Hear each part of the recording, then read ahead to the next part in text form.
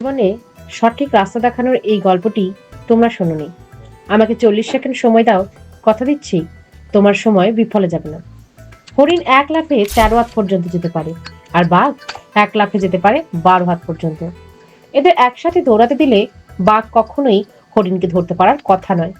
কিন্তু হরিণ মাঝে মাঝে পিছনের দিকে তাকিয়ে বাঘের দূরত্ব দেখার চেষ্টা করে। হরিণের সবচেয়ে বড় ভুল হলো পিছনের দিকে তাকিয়ে অন্যের অবস্থার জানতে চাওয়া।